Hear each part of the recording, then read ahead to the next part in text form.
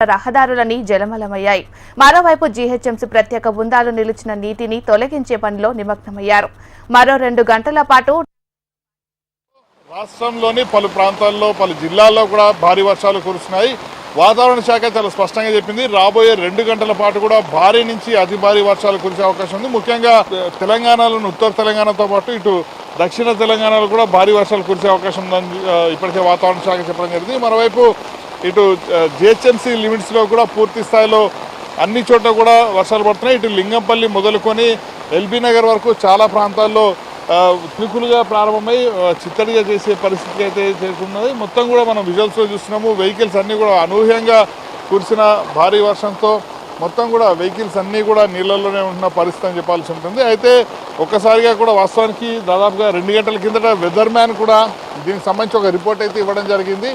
రాబోయే 2 గంటల్లో భారీ నుంచి అతి భారీ వర్షాలు కురిసే అవకాశం ఉందని చెప్పడం జరిగింది. అయితే వాతావరణ శాఖ ఇచ్చిన రిపోర్ట్స్ ప్రకారం అయితే ఇటు సంగారెడ్డి, మెదక్ అలాగే జిహెచ్ఎంసీ లిమిట్స్లో కూడా భారీ వర్షాలు కురుస్తాయంటూ కూడా చెప్పడం జరిగింది. అయితే ఇప్పటివరకు కూడా అంటే జిహెచ్ఎంసీ పరిధిలో చూసుకుంటే ఒక్కసారిగా కురిసిన అకాల వర్షంతో జిహెచ్ఎంసీ సిబ్బంది మొత్తం కూడా రోడ్ల మీదకి అయితే చేరుకున్నారు. మొత్తం కూడా ఎక్కడైతే లోతట్టు ప్రాంతాలు ఉన్నాయో ఆ ప్రాంతాల్లో ముందుగానే మొత్తం సిబ్బంది అందరినీ కూడా సిద్ధం చేసి ఉంచాలంటూ కూడా కమిషనర్ సూచించడం జరిగింది. మరోవైపు మేయర్ గద్వాల విజయలక్ష్మి కూడా ఎప్పటికప్పుడు నగరంలో కురుస్తున్న వర్షపాతం పైన ఆమె అయితే ఆరాధిస్తున్నారు. అలాగే ఇంట్లో నుంచి ఆమె పూర్తి స్థాయిలో అధికారులందరితో కూడా మాట్లాడుతున్నారు. ఎక్కడ ఏ ప్రాంతాల్లో ఎంత వర్షపాతం నమోదవుతుంది ఏంటనేది మొత్తం కూడా ఆరాధిస్తున్నారు. అప్పుడే మనం చూసుకోవచ్చు విజువల్స్లో మోకాలకు పైగా లోతు నీళ్లు, మొత్తం టైర్లు కూడా ఏదైతే వెహికల్స్ వస్తున్నాయో అవన్నీ కూడా టైర్లు కూడా నీళ్ళల్లో మునిగే పరిస్థితి ఉంది. అయితే రాబోయే 2 రోజుల పాటు కూడా సేమ్ సీన్ ఉంటుంది. మధ్యాహ్నం తర్వాత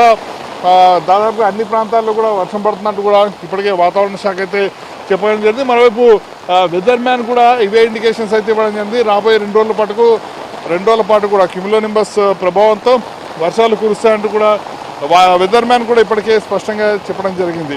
అయితే ఇప్పటివరకు మనకు అందుతున్న సమాచారం మేరకు ఇటు ఏదైతే షేక్పేట్ పరిధిలో దాదాపుగా గంట పరిధిలోనే దాదాపుగా 4 సెంటీమీటర్ల వర్షపాతం నమోదైనట్టు రిపోర్ట్స్ అయితే చెప్తున్నాయి.